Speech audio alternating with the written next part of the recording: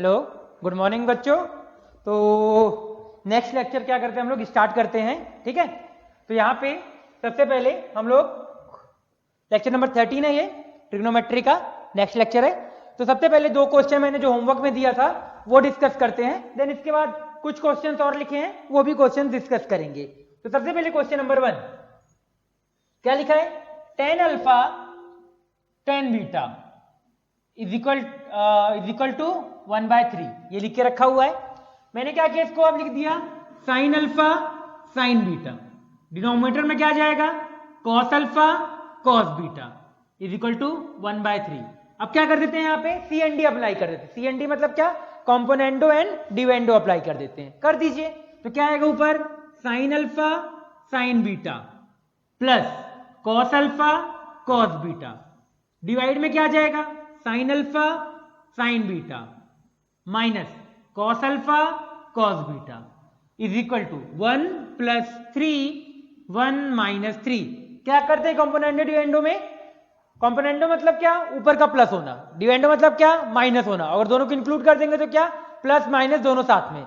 तो कंपोनेंडो मतलब क्या, न्यूमरेटर प्लस डिनोमिनेटर का प्लस करो ऊपर में, और यहां पे क्या करो नीचे माइनस करो। उसी तरह राइट साइड में भी ऐसे भी कर सकते हो कि पहले ऊपर माइनस कर लो नीचे प्लस कर दो, तो दोनों चीजें वैलिड है। ठीक है, चलिए अब ऊपर देखिए फॉर्मूला बन गया cos alpha cos beta plus sign alpha sine beta. किसका फॉर्मूला होता है, कॉस अल्फा माइनस बीटा का फॉर्मूला होता है।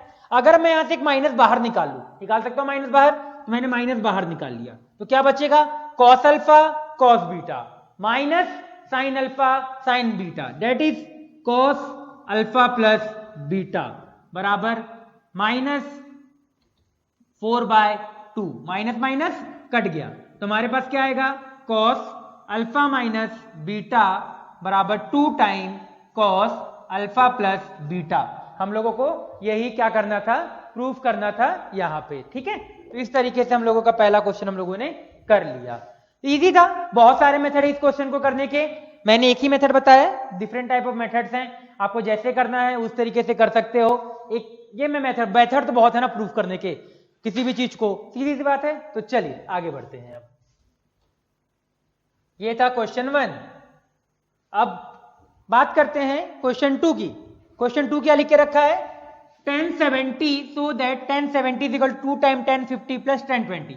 तो मैंने क्या किया, tan 70 डिग्री को इस तरीके से लिखा tan 50 डिग्री प्लस 20 डिग्री। तो यहां पे क्या लग जाएगा tan a प्लस b का फॉर्मूला। किसका फॉर्मूला लगेगा, tan a प्लस b का। क्या फॉर्मूला होता है, tan a plus tan b upon 1 minus tan a tan b, यही फॉर्मूला होता है।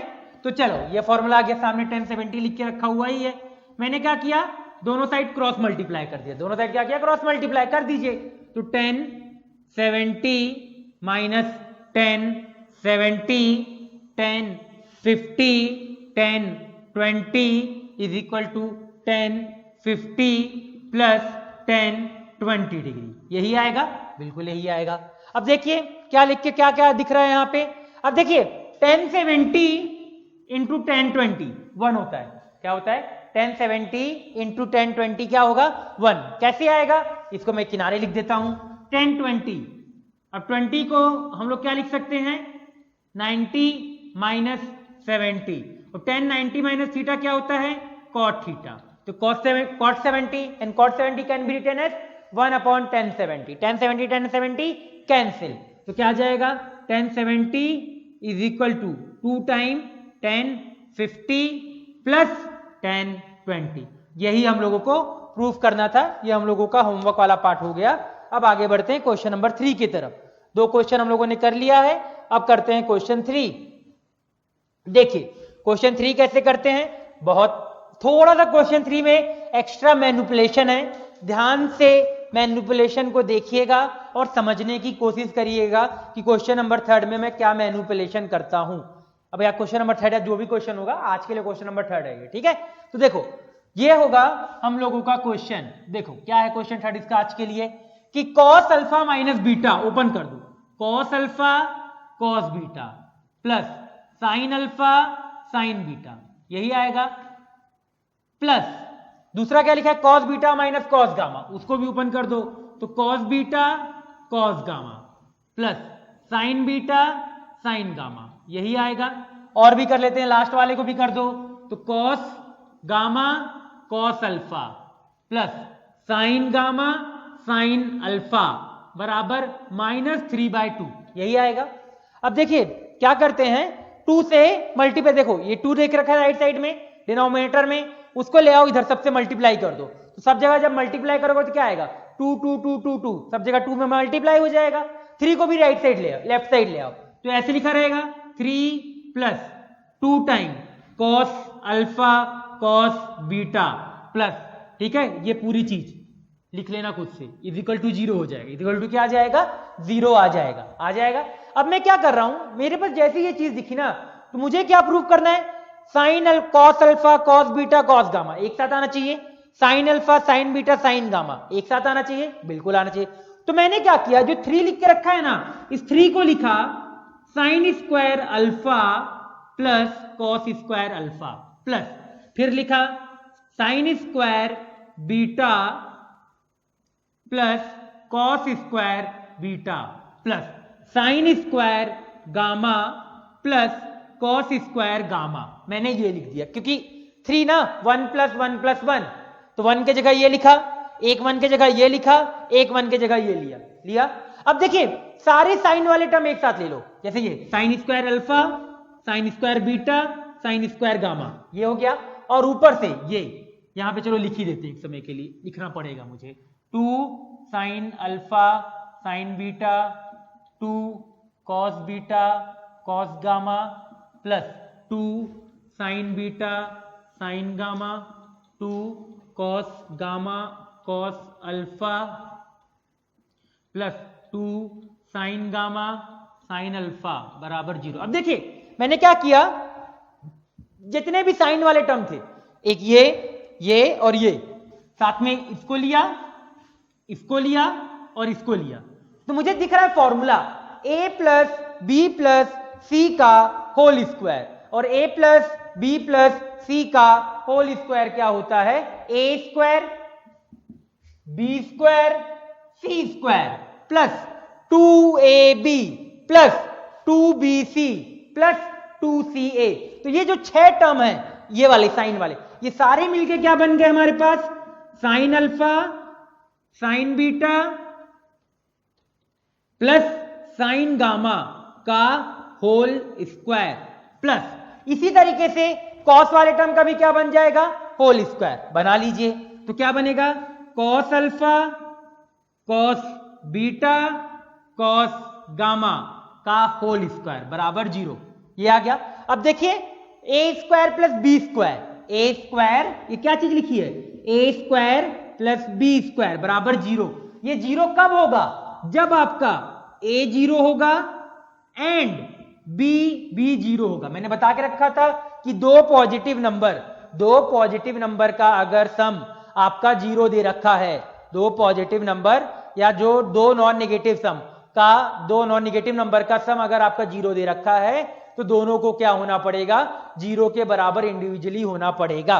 तो क्या हो जाएगा, यहां से sign alpha plus sign beta plus sine gamma 0, साथ में दूसरा term cos alpha plus cos beta plus cos gamma, ये भी क्या हो जाएगा, 0 के बराबर आ जाएगा।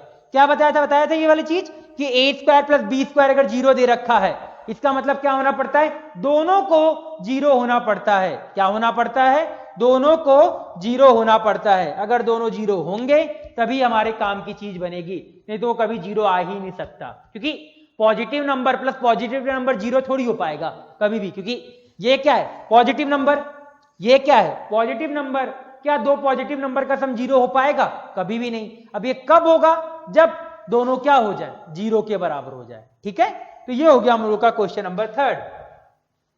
अब बात करते हैं क्वेश्चन 4 की। क्या बात करते हैं, क्वेश्चन 4। तो मैं पूरा रफ कर देता हूं पहले, तो काफी स्पेस बन जाएगा।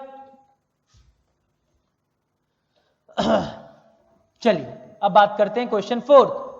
क्या है क्वेश्चन, फोर्थ, प्रूव दैट, कुछ ऐसे करके प्रूव दैट का क्वेश्चन है, तो प्रूव दैट कर ही लेते हैं। क्वेश्चन फोर्थ, क्या करना है, क्या लिख के रखा है, cos square theta plus cos square alpha plus theta, फिर माइनस है, minus 2 cos alpha cos theta, और आगे क्या लिख के रखा है, कॉस अल्फा प्लस थीटा, ये लिख के रखा है। प्रूफ करना है कि ये जो आया है इंडिपेंडेंट ऑफ थीटा हो जाए। क्या हो जाए, इंडिपेंडेंट ऑफ थीटा का मतलब क्या है, बहुत बड़ा सवाल है भाई, क्योंकि इतना तो सब कर रहे हैं ना, तो पूछने देखना भी तो पड़ेगा ना कि इंडिपेंडेंट ऑफ थीटा का मतलब क्या है। इंडिपेंडेंट ऑफ थीटा का मतलब ये है कि जब इस इक्वेशन को हम लोग पूरा सॉल्व करें तो लास्ट में थीटा का कोई भी टर्म नहीं आना चाहिए। क्या होना चाहिए, लास्ट में कोई भी थीटा का टर्म ना आए। अगर मान लो कोई भी थीटा का टर्म यहां पे आ जाएगा, इसका मतलब ये होगा कि हम लोग इंडिपेंडेंट प्रूफ नहीं कर पाएंगे। और अगर ऐसा कुछ आ गया कि यहां पे केवल कॉस थीटा का कोई भी टर्म ना बचे या साइन थीटा का कोई भी टर्म ना बचे, तो फिर हम लोग बोल देंगे कि हाँ भाई जो हमारा ये इक्वेशन दे रखा है ये क्या हो जाएगा, इंडिपेंडेंट ऑफ थीटा हो जाएगा। अब देखिए हमारे पास करने के इसके दो तरीके हैं। एक जो बकवास तरीका है, पहले मैं वो बताता हूं, उसे ट्राई करोगे कम से कम 4-5 पेज में तो हो ही जाएगा। ठीक है, क्या करना पड़ेगा, एक तरीका कि कॉस अल्फा प्लस थीटा है होल स्क्वायर लिख लो, कॉस अल्फा प्लस थीटा को ओपन करो, फिर उसको एक बार और ओपन करो, फिर cos अल्फा प्लस थीटा इसको भी ओपन करो, मल्टीप्लाई मल्टीप्लाई करो, सब कट पिट जाएगा। ठीक है, दूसरा तरीका है जो हम लोगों ने फॉर्मूला पढ़ा था, क्या कि साइन स्क्वायर ए माइनस साइन स्क्वायर बी क्या होता है, sine a plus B sine A minus B. एक फॉर्मूला ये पढ़ा था हम लोगों ने, एक फॉर्मूला हम लोगों ने और भी पढ़ा था। क्या फॉर्मूला पढ़ा था, दूसरा फॉर्मूला ये कि कॉस स्क्वायर ए माइनस साइन स्क्वायर बी बराबर cos A plus b cos A minus B होता है। हमने ये दो फॉर्मूले पढ़ के रखे थे। अभी मैं इस रिजल्ट का, मैंने बताया था कि 4 रिजल्ट लिखाया था मैंने, उन रिजल्ट में ये फॉर्मूला हम लोग क्या करेंगे, यूज करेंगे। ठीक है, अब देखो कैसे होता है फॉर्मूला। बट यहां पे सबसे बड़ा सवाल आ गया भाई, क्या सवाल आया कि दोनों टर्म कॉस के हैं, बट कॉस वाला, क्योंकि देखो सारा टर्म कॉस का दिख रहा है, दिख रहा है, अगर कॉस का दिख रहा है मतलब पक्का ये दूसरा फॉर्मूला यूज हो रहा होगा, पहला वाला तो भूल जाओ, पहला तो हमारा ये फॉर्मूला तो हमारा यूज ही नहीं है। तो मैं इसको कर देता हूं रफ, मैंने किया रफ इस वाले। ठीक है, मैं करता हूं दूसरे वाले फॉर्मूला। उसके लिए एक कॉस का टर्म चाहिए, एक साइन का टर्म चाहिए, बिल्कुल चाहिए। हमारा कॉस क्या लिखेंगे, बहुत सिंपल है, मैंने लिखा 1 minus sine square theta plus cos square alpha plus theta minus 2 cos alpha cos theta cos alpha plus theta, यही लिखा जाएगा, बिल्कुल लिखा जाएगा। अब देखिए ये टर्म पहले आना चाहिए तो पहले लिख लो, तो 1 plus cos square alpha plus theta minus sine square theta minus 2 cos alpha cos theta cos alpha plus theta, यही यार देखो स्टैंडर्ड फॉर्म में आ गया। Cos square minus sine square क्या होता है, दोनों टर्म किसके आएंगे, कॉस के आएंगे, एक बार प्लस एक बार माइनस, तो लिखो 1 प्लस कॉस कॉस, एक बार दोनों का प्लस, तो दोनों को जोड़ोगे तो क्या आएगा, alpha plus 2 theta, alpha plus 2 theta, एक बार दोनों को घटा दो तो केवल क्या बचेगा, कॉस अल्फा, यही बचेगा। मैंने डायरेक्टली बोला है, कभी भी ऐसे करना है तो इस तरीके से करो कि cos square minus sine square, तो सामने क्या आएगा, दोनों कॉस का टर्म, एक में क्या आएगा प्लस, एक में क्या आएगा माइनस। ठीक है, चलो तो 2 cos alpha cos theta cos alpha plus theta, यही आएगा। अब देखो जैसे ये वाली चीज आई तो मुझे दिख रहा है कि कुछ चीजें कॉमन आ रही है, मुझे क्या दिख रहा है, कुछ चीजें कॉमन आ रही, क्या कॉमन आते दिख रहा है हम लोगों को, बताओ भाई, कॉस अल्फा हम लोगों को कॉमन आते दिख रहा है, दिख रहा है कॉस अल्फा कॉमन, निकाल लो कॉस अल्फा को बाहर, ये कॉस अल्फा दिख रहा है, निकाल लो, तो 1 प्लस कॉस अल्फा कॉमन, मैंने इसको अंदर लिया बचा हुआ, तो मैंने इसको लिखा cos alpha plus theta, sorry cos theta plus alpha लिख सकते हैं ना, क्योंकि यहां पे देखो अल्फा प्लस थीटा तो दो इस फॉर्म में लिखने पड़ेंगे, तो मैंने ये दो अलग अलग ऐसे करके लिख लिया, minus 2 time cos theta cos alpha plus theta, यही बचेगा। अब देखिए क्या करते हैं, बहुत सिंपल है, 1 प्लस कॉस अल्फा, ओपन कर दो, कॉस इसको ए मान लो, इसको b मान लो, तो cos a प्लस बी का फॉर्मूला लगा दो, लगा दे cos a प्लस बी का फॉर्मूला, लगा दो cos a प्लस बी का फॉर्मूला। जैसे ही cos a प्लस बी का फॉर्मूला लगाएंगे तो क्या आएगा, cos a cos b, तो cos b में theta plus alpha minus sign theta plus alpha, यही आएगा। आगे -2 cos थीटा प्लस अल्फा, यही आएगा। देखिए क्या बच रहा है, 1 प्लस cos अल्फा, देखो यहां से कम हो रहा है, कुछ कम होते दिख रहा है, ये टर्म और ये टर्म एक एक्स्ट्रा बच जाएगा, हो रहा है ना, कर लो कम। जैसे ही कम करोगे तो क्या आएगा बताओ, minus sign theta plus alpha minus cos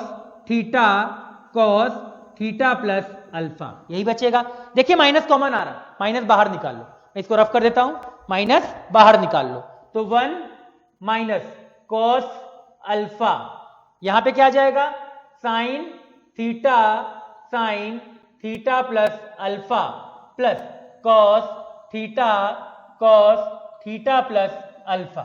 अब देखिए यहां फॉर्मूला लग रहा है, यहां क्या लग रहा है, फॉर्मूला, क्या फॉर्मूला लग रहा है, cos a माइनस बी का, cos a माइनस बी क्या होता है, cos b plus sin b, वही चीज लिख के रखी, तो 1 minus cos alpha is equal to क्या आ जाएगा यहां पे, cos theta plus alpha minus alpha theta plus alpha minus theta cancel, तो 1 माइनस कॉस स्क्वायर अल्फा बराबर क्या आ जाएगा, साइन स्क्वायर। क्या लास्ट में जो हमारा रिजल्ट आया, लास्ट में जो हम लोगों का रिजल्ट आया उसमें से थीटा दिख रहा है क्या, बिल्कुल भी नहीं दिख रहा है थीटा।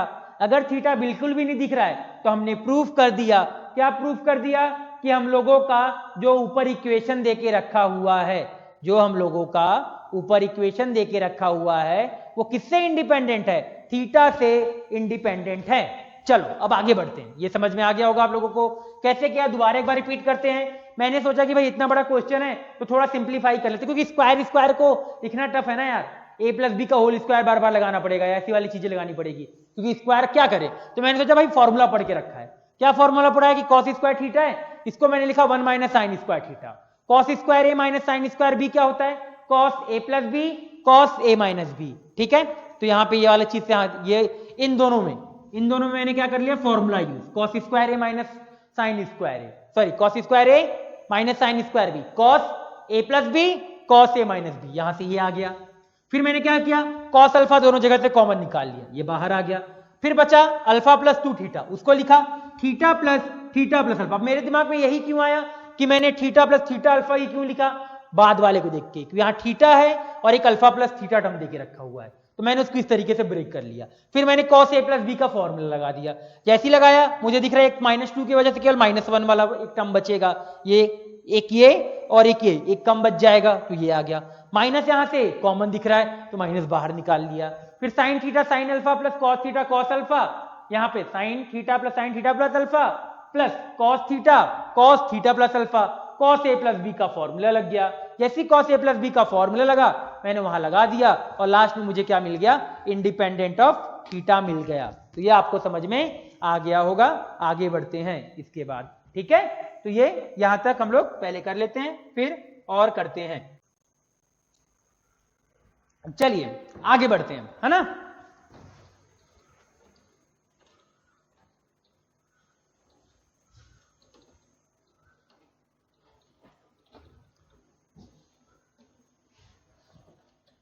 ठीक है, नेक्स्ट आगे बढ़ते हैं। देखिए अब हम लोग कुछ एक और फॉर्मूला पढ़ते हैं, इसके बाद फिर और भी चीजें हम लोग करेंगे, है ना। तो सबसे पहले हम लोग फॉर्मूला पढ़ लेते हैं, नोट करके लिखिएगा tan। हम लोगों ने tan के लिए कितने के लिए पढ़ा था, 2 एंगल के लिए, a प्लस बी के लिए। अभी इसको हम लोग आगे एक्सटेंड कर रहे हैं, कैसे करेंगे देखिए, a plus B plus C plus D, ऐसे करके जाते ही जा रहा है। इसका फॉर्मूला क्या होगा हम लोग ये पढ़ेंगे, है ना। क्या होगा formula, S1 minus S3 plus S5 1 minus H2 plus S4 minus S6 minus S7 plus S9 minus S11 ऐसे करके सीरीज जाते रहेगी ऊपर नीचे, plus S8 minus S10 minus sorry plus आ जाएगा प्लस S12 ऐसे करके सीरीज जाती रहेगी यहाँ पे, ठीक है। अब इसका मतलब क्या है हम लोग ये देखते हैं, ठीक है।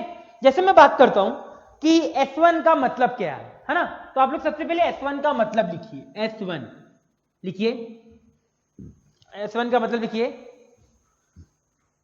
S1 का मतलब है सम ऑफ टेंजेंट या सम ऑफ टेन लिख सकते हैं। टेंजेंट मतलब ये जो टेंजेंट है ना, टेंजेंट इसका शॉर्ट फॉर्म ही होता है टेन, ठीक है। इसका शॉर्ट फॉर्म क्या होता है, टेन होता है। तो मैं इसको अभी बार बार टेन उसको टेंजेंट लिखवा रहा हूं, लिखो sum of tangent of angle taken one at a time, sum of tangent of angle taken one at a time. क्या मतलब है, इसका मतलब ये है कि 10A plus 10B plus 10C plus 10D plus 10E ऐसे करके जाता जाएगा। मतलब क्या कि जैसे यहां पे मान लो 5 एंगल आया तो पांचों एंगल का 10 लिख लो। पांचों एंगल का, जैसे angle A, angle B, angle C, angle D, angle E, और भी एंगल आ सकते हैं। तो क्या करो, सारे एंगल का 10 लिख लो और सबके बीच क्या लगा दो, सम लगाओ। Sum of tangent of angle taken one at a time. Taken one at a time का मतलब क्या है, एंगल को एक बार लो, एंगल को क्या करो, एक बार लो, ठीक है। और ऐसे करके प्लस लिखते जाओ। तो ये आ गया S1 का मतलब। S2 लिखो, sum of tangent of angle, S2 लिखो सम ऑफ प्रोडक्ट लिखना, प्रोडक्ट वर्ड मैंने भूल गया था लिखवाना S2 में। Sum of product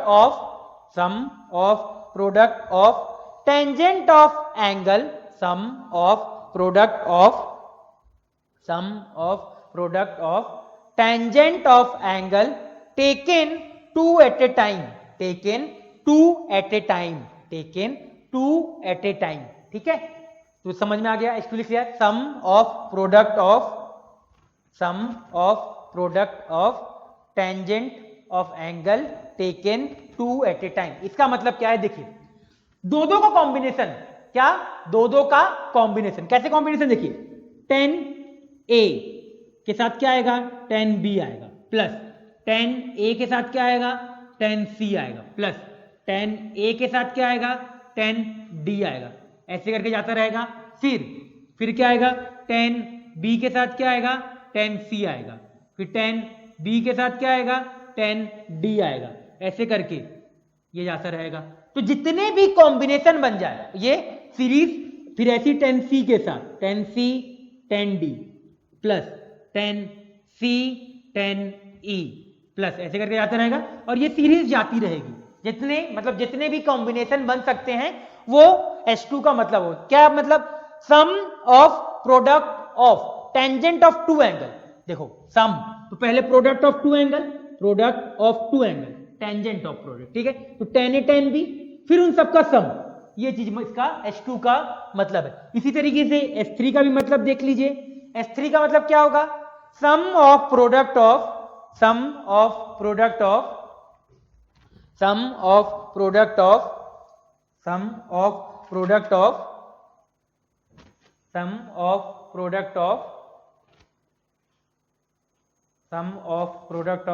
tangent of angle taken 3 at a time, ठीक है। तो S3 का मतलब क्या है, 10A 10B 10C, फिर 10A 10B 10D plus 10A 10B 10E, ऐसे करके ये सीरीज जाती रहेगी जब तक सीरीज बनती जाए, जितने भी कॉम्बिनेशन होंगे। इसका मतलब S3। फिर ऐसी S4 का मतलब क्या होगा, 4 एट ए टाइम। S5 का मतलब क्या होगा, 5 एट ए टाइम। S6 का मतलब क्या होगा, 6 एट ए टाइम, ठीक है। इतना आगे आएगा नहीं, S3 तक हमारा काम चल जाता है, तो हम लोग S3 तक ही देखेंगे। S4 का काम कभी चलता नहीं है, ठीक है। तो चलो ये आपका समझ में आ गया होगा। इसी में लिखो ये S1 S2 S3। अब यहां पे कैसे लिखा मैंने, अब मैं ये बताना भूल गया, देखो क्या लिखा मैंने, S1 minus S3। Odd number कहां आएंगे, ऊपर आएंगे, S1 3 5 7 9 11। नीचे क्या आएगा, इवन नंबर 2 4 6 8 10 12। और क्या होगा, alternate plus minus, alternate plus minus, plus minus plus minus plus minus, नीचे plus minus plus minus plus minus, ये इसका मतलब है। ठीक है, चलिए आगे बढ़ते हैं।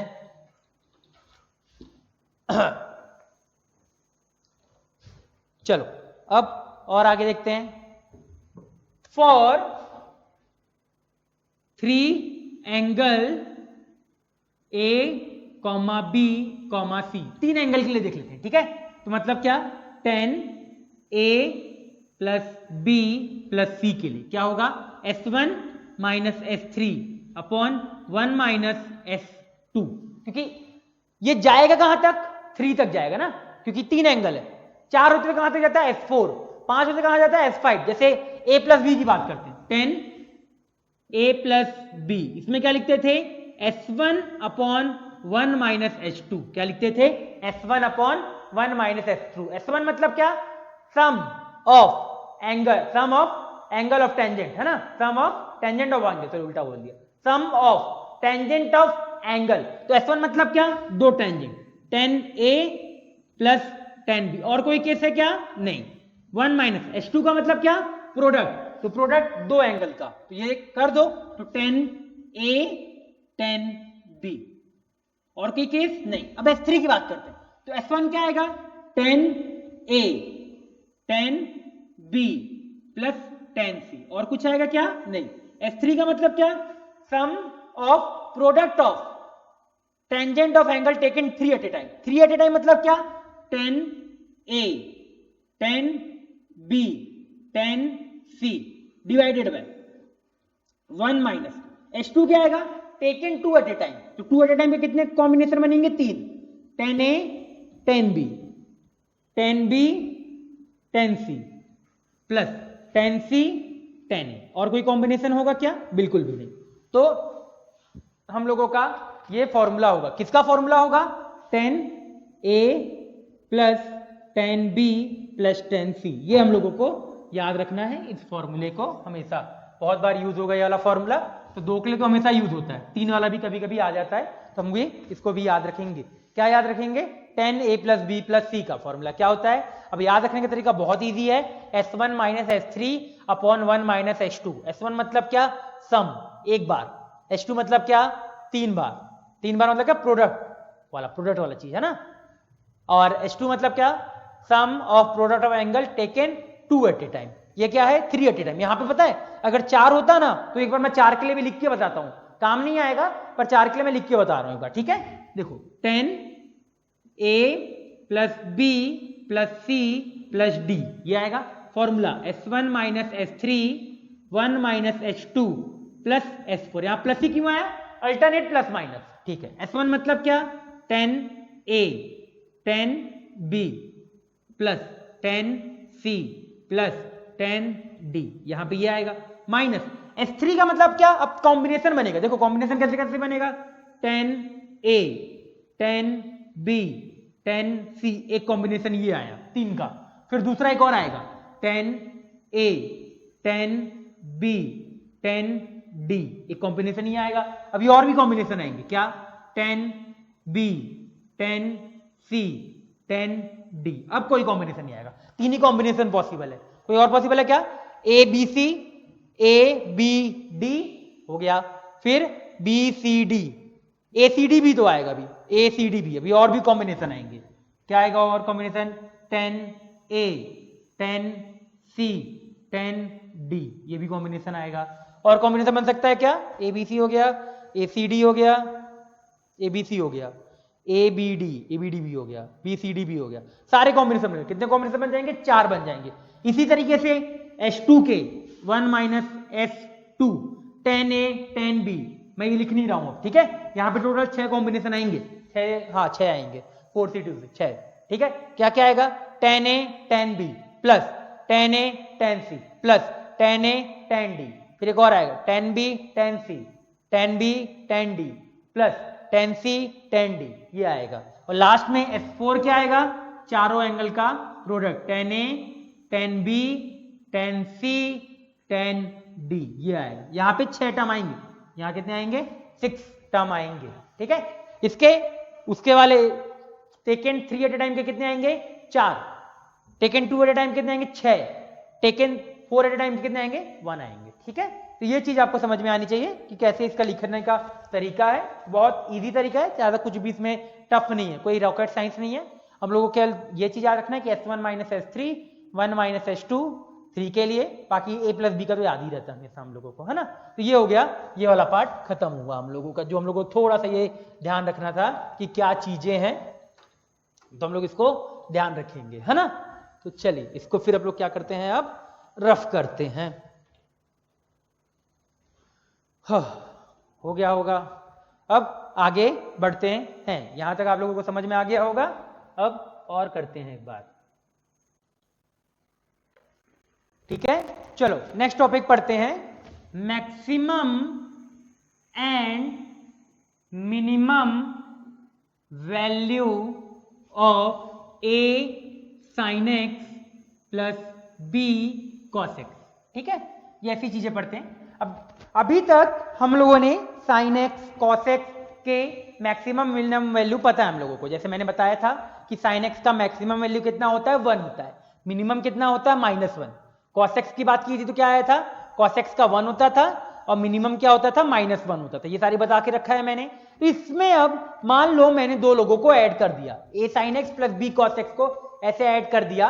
अब A क्या होगा, कोई नंबर होगा, B भी कोई एक नंबर होगा। नंबर में हमारा कुछ भी आ सकता है, पॉजिटिव नेगेटिव कुछ भी आ जाएगा।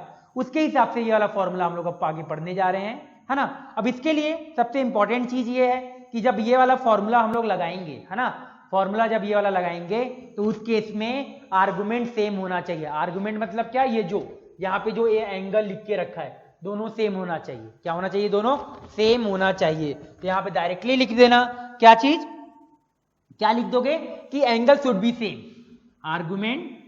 आर्गुमेंट और angle of sine and cos should be same,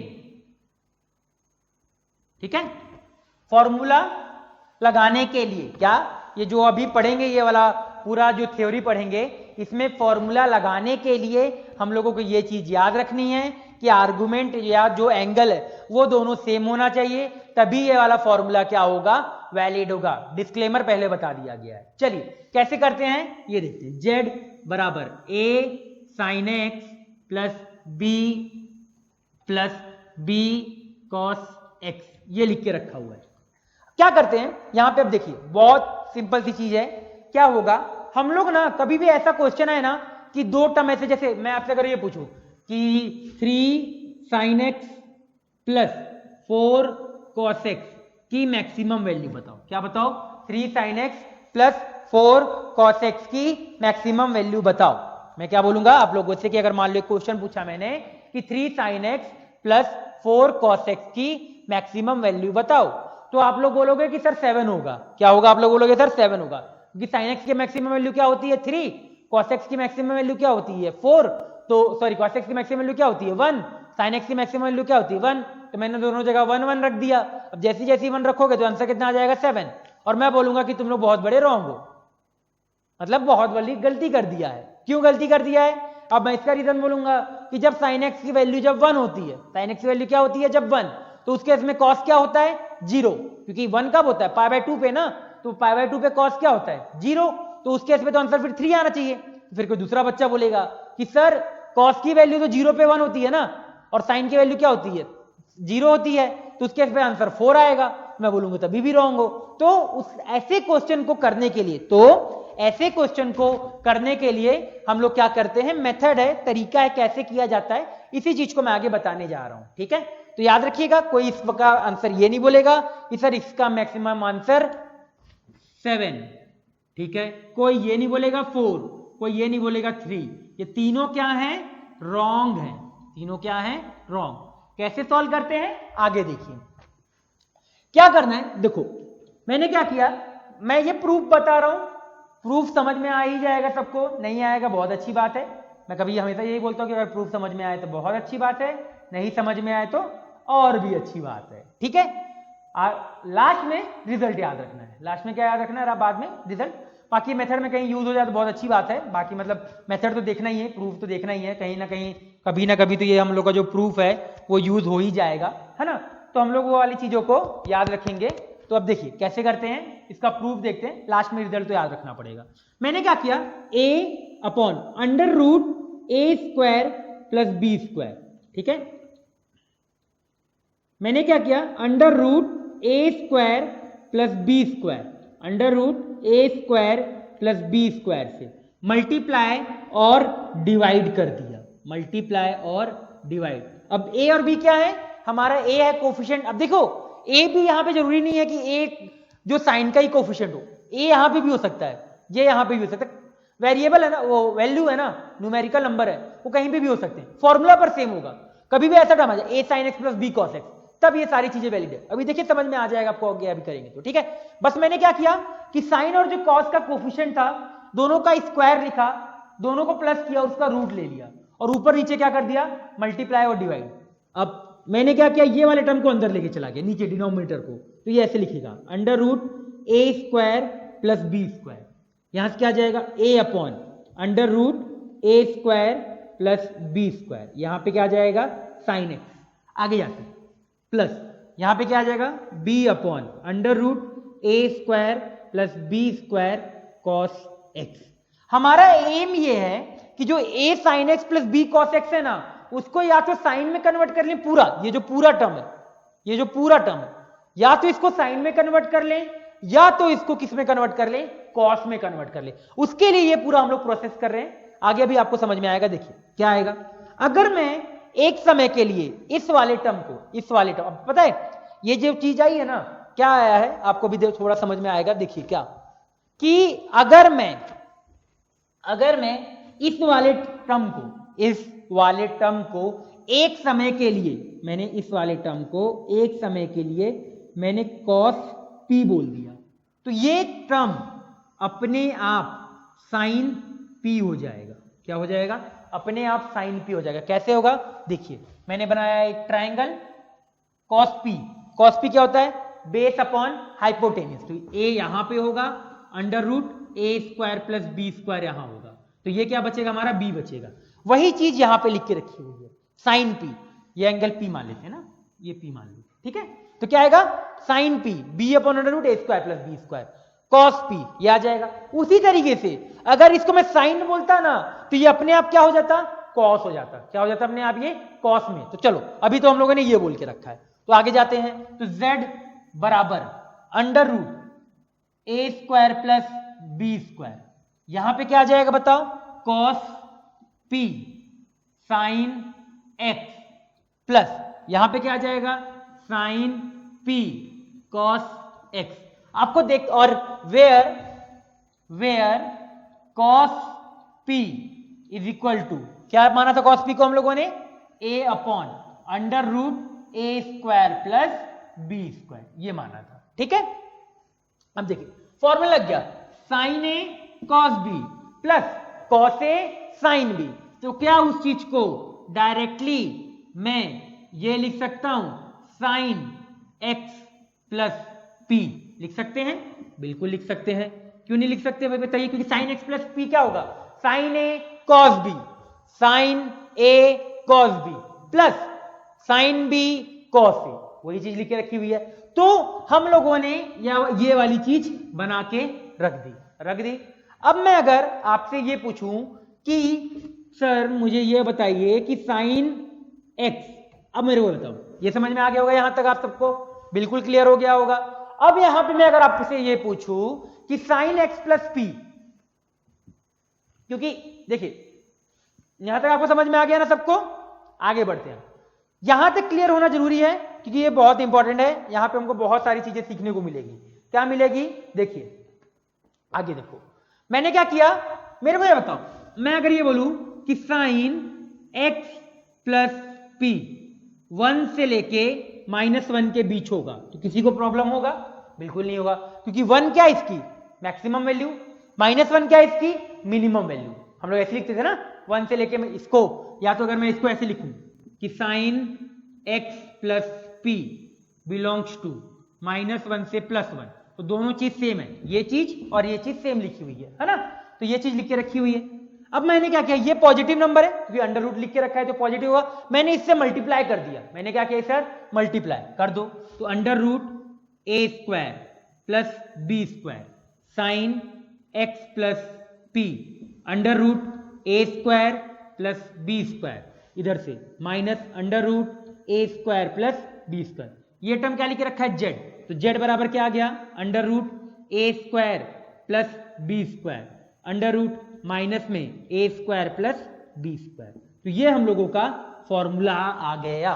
क्या आ गया हम लोगों का फॉर्मूला, z मतलब a sin x plus b cos x का फॉर्मूला आ गया। क्या फॉर्मूला आया कि इसकी जो वैल्यू वेरी करेगी, इसकी जो वैल्यू वेरी करेगी, जो a sin x plus b cos x की वैल्यू वेरी करेगी, कहां से कहां तक वेरी करेगी, under root a square plus b square maximum, minimum minus of under root a square plus b square. ठीक है, मैं यहां पे लिखता हूं इस चीज को, तो z belongs to under root minus a square plus b square comma under root a square plus b square. ठीक है, ये आ गया हम लोगों का, और इस ये हो गया, ये जो पार्ट ये हो गया हम लोगों का मैक्सिमम वैल्यू, और ये हो गया मिनिमम वैल्यू। और याद रखना क्लोज ब्रैकेट लगा है, इसका मतलब दोनों क्या होंगे, इंक्लूड होगा, दोनों क्या होगा, इंक्लूड होगा। इसी चीज को हम लोग, ये जो जेड है ना, ये जो रेंज आया, इसको ही हम लोग बोलते हैं रेंज। क्या बोलते हैं इसको, रेंज बोलते हैं। एक नया वर्ड है, नया वर्ड क्या होता है, रेंज। रेंज मतलब होता है कि जो ये पूरी चीज लिख के रखी है, ये वैल्यू कहां से कहां तक कवर करता है। जैसे साइन एक्स है, तो साइन एक्स की वैल्यू कहां से कहां तक है, -1 से +1 के बीच, वाई एक्सिस पे ना, -1 से +1। तो रेंज का उसका आंसर क्या, उसका रेंज क्या हम लोगों का, -1 से +1 के बीच है। कॉस एक्स का रेंज क्या होगा, माइनस मैक्सिमम, देखो रेंज होता है मिनिमम टू मैक्सिमम, रेंज का मतलब क्या होता है, मिनिमम टू मैक्सिमम वैल्यू। तो कॉस की मिनिमम कितनी होती है, -1, मैक्सिमम कितना होता है 1, साइन का मिनिमम कितना होता है -1, कॉस का कितना होता है, सॉरी साइन का मैक्सिमम कितना होता है 1। तो साइन का रेंज क्या हो गया, -1 से +1, कॉस का क्या हो गया, -1 से +1, ये समझ में आ गया। टेन का क्या हो जाएगा, -∞ टू +∞, क्योंकि टेन की वैल्यू कुछ भी आ सकती है, एक्स की कुछ भी वैल्यू डालो तो उससे हमारा जो 10x का कुछ भी वैल्यू आएगा। ये आपको समझ में आया होगा। तो ये पूरा जो इसका रेंज बात करें, या रेंज बोले या मैक्सिमम मिनिमम वैल्यू बोले, ठीक है। तो मैक्सिमम वैल्यू क्या होगी, √a square plus b square, minimum क्या होगी, minus of √a square plus b square, और रेंज वही चीज लिखी है z, z को ही हम लोग क्या बोल देंगे, रेंज बोल देंगे। रेंज क्या होगा, -√a square plus b square से √a square plus b square, minimum to maximum, वो क्या होगा हम लोगों का रेंज। आपने पढ़ के रखा होगा, कहां पढ़ा होगा रेंज का, जब आप लोगों ने वहां पढ़ा होगा स्टैटिस्टिक्स में, याद है, ऐसे पढ़ा होगा कि 10 से 25, तो यहां पे क्या बोलते थे, मिनिमम इसका 10 है, मैक्सिमम कितना है 25, जिसका रेंज क्या हो गया 10 to 25। या क्लास की बात कर लेते हैं, क्लास में अगर 50 बच्चे हैं, एक का मान लो मिनिमम 10 मार्क्स आया, सबसे क्लास का जो लोएस्ट मार्क्स था 10 था, मैक्सिमम क्या था 45 था, तो उसका रेंज क्या हो गया 10 टू लेके 45 नंबर, वो क्या हो गया हमारा रेंज हो गया। मैं मिनिमम से क्या कर दिया मैक्सिमम, ठीक है। तो ये आ गया होगा समझ में। अब इसके ऊपर क्वेश्चन करेंगे तो आप लोगों को और क्लियर होगा ज्यादा अच्छे से। तो ये समझ में आ गया होगा कि ये जो वैल्यू लिख के रखा है ये वाला, इसका रेंज क्या होगा, -√a square plus b square से √a square plus b square, ठीक है। तो ये चीज आपको समझ में आ गई होगी। और माइनस वाला क्या हो जाएगा, मिनिमम हो जाएगा, और √ उधर जो पॉजिटिव वाला लिखा है वो क्या हो जाएगा, मैक्सिमम हो जाएगा, ठीक है। तो ये आपको क्लियर हो गया होगा। अब आगे हम लोग और बढ़ते हैं तो आपको और अच्छे से क्लियर होगा चीजें, ठीक है।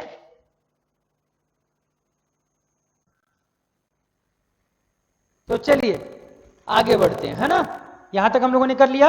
अब कुछ क्वेश्चंस करते हैं इसके ऊपर। तो अभी हम लोगों ने क्या पढ़ा था, एक बार दोबारा इसको देख लेते हैं। z बराबर a sin x plus b cos x। तो मैंने क्या बताया कि z यहां से क्या होगा आपका माइनस अंडर रूट ए स्क्वायर प्लस बी स्क्वायर से अंडर रूट ए स्क्वायर प्लस बी स्क्वायर के बीच आया करेगा। ये वाली वैल्यू क्या हो जाएगी आपकी मैक्सिमम हो जाएगी और ये पूरी वैल्यू क्या हो जाएगी मिनिमम। और इस पूरे को हम लोग क्या बोल देंगे रेंज बोल देंगे। क्या बोल देंगे रेंज। किसका range a sin x plus b cos x का रेंज बोल दिया जाएगा। चलिए अब स्टार्ट करते हैं ये वाला क्वेश्चन। क्वेश्चन नंबर 1 क्या लिख के रखा है 8 sin x minus 6 cos x लिख के रखा हुआ है। तो डायरेक्टली देखिए कंपेयर करिए क्या a sin x। पहली चीज मैंने आपको बोल के रखा है आर्गुमेंट सेम होना चाहिए तभी ये फॉर्मूला वैलिड होगा, नहीं होगा तो फिर हम लोग ये नहीं लगा पाएंगे। तो पहली चीज आर्गुमेंट आपका सही है, आगे बढ़ते हैं। ठीक है तो जैसे ही अगर मैं आगे बढ़ूं यहां पे कैसे बढ़ेंगे आगे देखिए 8 sin x minus 6 cos x लिख के रखा है। तो इस केस पे a की वैल्यू कितनी हो गई, a की वैल्यू हो गई 8, b की वैल्यू कितनी हो गई माइनस 6। तो हम लोगों का कितना आएगा अगर मैं बात करता हूं z बोल देते हैं कुछ भी बोल दो उसको। तो 8 sin x minus 6 cos x belongs to minus of under root coefficient, दोनों को कोफिशिएंट का स्क्वायर करो तो 64 प्लस 36 64 प्लस 36 यही आएगा। तो बिलोंग्स टू क्या हो जाएगा माइनस 10 से प्लस 10। इसका मतलब क्या है 8 sin x माइनस जो 6 cos x है उसका रेंज कितना होगा माइनस 10 से प्लस 10। मैक्सिमम कितना आएगा ये आएगा, मिनिमम कितना आएगा ये आएगा। ये आपको समझ में आ गया होगा। क्वेश्चन 2 देख लेते हैं। फिर वहां पे a की वैल्यू कितनी हो गई -5, b की वैल्यू कितनी हो गई 12। तो यहां से क्या लिख सकते हैं बताओ -5 cos x plus 12 sin x belongs to क्या आएगा -√13 से +√13 यही आएगा। सॉरी रूट हट जाएगा, हटा दो ये हटा दो 116 √169 तो 13 होता है वो है ना डायरेक्टली। अब मैं इसका यहां पे डायरेक्टली लिखता हूं, डायरेक्टली लिख देते हैं तो क्या आएगा 24 और 7 a की वैल्यू कितनी हो गई कुछ भी कर लो इसमें मतलब मैंने a -5 लिख दिया जरूरी नहीं है। a की वैल्यू यहां पे 12 होनी चाहिए थी, b चलो लिख दो कोई फर्क नहीं पड़ेगा। a को 12 लिख दो b को लिख दो 5, दोनों सेम है। बस हमको ये देखना पैटर्न देखना है कि ऐसा लिखा होना चाहिए a sin x plus b cos x, एक साइन का टर्म एक कॉस का टर्म कोफिशिएंट में अब कहीं भी कोई भी आ जाए चलेगा। तो यहां से हमारा ये आ जाएगा। अब यहां देख लो तो यहां पे कितना आएगा -25 से +25 कैसे अंडर रूट 24 का स्क्वायर प्लस 7 का स्क्वायर। 24 का स्क्वायर कितना हो जाएगा आपका 5 कितना होता है 24 का स्क्वायर 576 प्लस 49 कितना आ जाएगा 625। 625 कितना होता है 25 होता है। तो ये आ जाएगा हम लोगों का आंसर। ठीक है अब आगे बढ़ते हैं। ये क्वेश्चन नंबर कौन सा था हो गया हम लोगों का 3rd। अब बात करते हैं 4th देख लो। 4th क्वेश्चन में अब ये फॉर्मूला वैलिड होगा क्या बिल्कुल नहीं होगा। क्यों नहीं होगा देखिए 2 sin x plus 30 degree minus 4 cos x दोनों में आर्गुमेंट सेम है क्या बिल्कुल भी नहीं है सेम। अगर आर्गुमेंट दोनों में सेम नहीं है तो क्या मैं ये फॉर्मूला लगा पाऊंगा बिल्कुल नहीं लगा पाऊंगा। तो मैं क्या कर सकता हूं पर आर्गुमेंट सेम कर सकता हूं। कैसे सेम कर सकता हूं sin a प्लस b का फॉर्मूला लगा के लगा लो। तो 2 sin a plus b sin a cos b plus cos फिर sin b cos a तो cos a क्या होगा x -4 cos x यही आएगा। यहां पे 2 मल्टीप्लाई में तो 2 ऐसे मल्टीप्लाई कर दो तो 2 sin x cos 30 कितना होता है √3/2 sin x plus sin 30 half तो cos x/2 -4 cos x 2 से मल्टीप्लाई कर दो तो √3 sin x यही बचेगा प्लस cos x और यहां से कितना बच जाएगा -3 cos x बचेगा बिल्कुल बचेगा। तो यहां से क्या आएगा इसका अगर मैं बात करता हूं रेंज का क्या आएगा रेंज बताओ minus of under root a square तो 3 का स्क्वायर √3 का स्क्वायर 3 प्लस 3 का स्क्वायर 9 3 का स्क्वायर कितना 9 कॉमा अंडर रूट 3 का स्क्वायर √3 का स्क्वायर 3 का स्क्वायर 9। तो ये आ गया हम लोगों का रेंज क्या आया -√12 से +√12। याद रखिए रेंज क्या मिनिमम से मैक्सिमम वैल्यू से √12 मैक्सिमम आ गया माइनस रूट 12 मिनिमम आ गया। ठीक है, क्या किया इस क्वेश्चन में, मैंने देखा भाई आर्गुमेंट सेम नहीं है या एंगल सेम नहीं है। अगर आर्गुमेंट एंगल सेम नहीं है तो मैंने क्या किया, सबसे पहले आर्गुमेंट एंगल को सेम बनाया। कैसे आर्गुमेंट और एंगल सेम बना, साइन ए प्लस बी का फॉर्मूला लगा के। किसका फॉर्मूला लगा के, साइन ए प्लस बी का फॉर्मूला लगा के। लगा दिया भाई साइन ए प्लस बी का फॉर्मूला। क्या फॉर्मूला होता है, sine a cos b plus sine b cos a. लगा के फिर आगे इसको सॉल्व कर लिया। जैसे ही आया तो मुझे यहां तक जब रिजल्ट में आया, जब दोनों का आर्गुमेंट सेम बना, तो फिर मैंने फॉर्मूला लगा दिया कि ऐसे जो भी टर्म आए इसका रेंज क्या होता है, माइनस अंडर रूट ए स्क्वायर प्लस बी स्क्वायर से अंडर रूट ए स्क्वायर प्लस बी स्क्वायर, तो माइनस रूट 12 से प्लस रूट 12 तक आ गया। ये फोर्थ हो गया। अब बात करते हैं क्वेश्चन नंबर 5 की।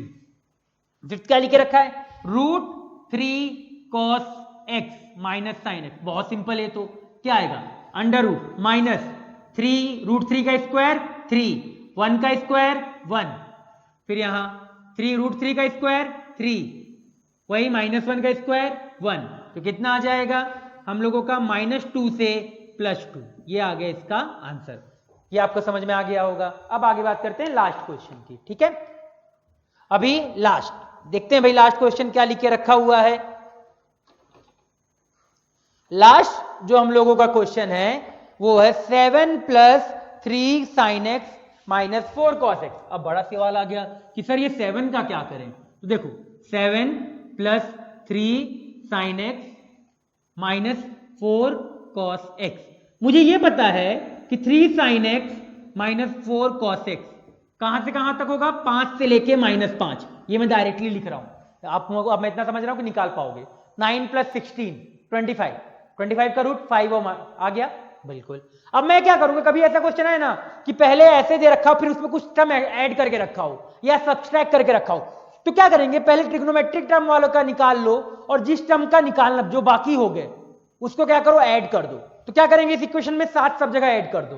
तो -5 + 7, 3 sin x - 4 cos x + 7, 5 + 7, तो क्या आएगा, 3 sin x - 4 cos x + 7 root क्या है बोल रहा हूं, और ये आ जाएगा इधर 2। तो इस पूरे का रेंज क्या आएगा, 2 से लेके 12 तक। कहां तक, 2 से लेके 12 तक। ठीक है, तो ये आपको यहां पे समझ में आया होगा। एक इंपॉर्टेंट नोट करने वाला बात है कि अगर मालूम है एक टर्म लिखता हूं 3 sin x + 4 cos x लिखा, या -3 sin x + 4 cos x लिखा, या -3 sin x - 4 cos x लिखा, या 3 sin x - 4 cos x लिखा, इसका रेंज भी -5 से +5 आएगा, इसका भी -5 से +5 आएगा, इसका भी -5 से +5 आएगा, इसका भी -5 से +5 ही आएगा। तो यहां पे ऐसे अगर ये सारे जो लिखे, सारे जो 4 एक्सप्रेशन मैंने देखो प्लस माइनस चेंज कर दिया है ना। अब मैं चाहता तो 4 यहां भी लिख देता, 3 यहां भी लिख देता, तभी भी उस केस में कोई खास फर्क नहीं पड़ता। सारे केस में जो हम लोगों का रेंज आ रहा है, कितना आ रहा है, -5 से +5 के बीच ही आ रहा है। यहां पे भी -5 से +5, -5 से +5। तो ये आपको यह वाली चीज भी समझ में आ गई होगी कि क्या मैं यहां पे आप लोगों को बताना चाह रहा था कि कभी भी अगर ऐसा लिख के रखा हो तो कोई खास फर्क नहीं पड़ेगा कि सर यहां पे माइनस आ गया, यहां पे प्लस आ गया, अब क्या करें, कुछ नहीं करेंगे। a sin x + b cos x वाला टर्म आएगा तो उसका रेंज क्या होगा, -√a² + b² से √a² + b²। Maximum value √a² + b², minimum value -√a² + b²। ठीक है, ये आपको समझ में आना चाहिए। एंड देन बात करेंगे किस चीज की, और उस केस को फॉर्मूला लगाने के लिए एक ही कंडीशन है, दोनों का साइन और कॉस का एंगल क्या होना चाहिए, सेम होना चाहिए। अगर एंगल सेम नहीं होगा तो आपका फॉर्मूला वैलिड नहीं होगा। ठीक है, आपको ये समझ में आ गया होगा। और ट्रिग्नोमेट्री का जो सिलेबस होगा जहां तक हम लोग पढ़ लेंगे वहां तक आ जाएगा। जैसे मान लीजिए आज कौन सा लेक्चर, ये सैटरडे को आएगा, ये कब आएगा, फ्राइडे को आएगा, सॉरी कल आएगा ना, तो फ्राइडे हो जाएगा कल। तो फ्राइडे को वाला लेक्चर भी आएगा आपका ट्रिग्नोमेट्री का लेक्चर नंबर 13, अब मान लो 15 लेक्चर नंबर 15 तक पूरा आएगा, ठीक है। तो ट्रिग्नोमेट्री काफी आएगा, मतलब इसलिए वजह से मैंने उधर वहां पे थोड़ा कम रखा है। तो ट्रिग्नोमेट्री का भी 13-14 मतलब 14-15 लेक्चर तक आएगा और बेसिक मैथमेटिक्स से कुछ लेक्चर्स आएंगे, ठीक है। तो यहाँ पे आज का लेक्चर खत्म करते हैं। सारा आप लोग होमवर्क कर लेना, देन फिर हम लोग डिस्कस भी करेंगे। चलिए बाय।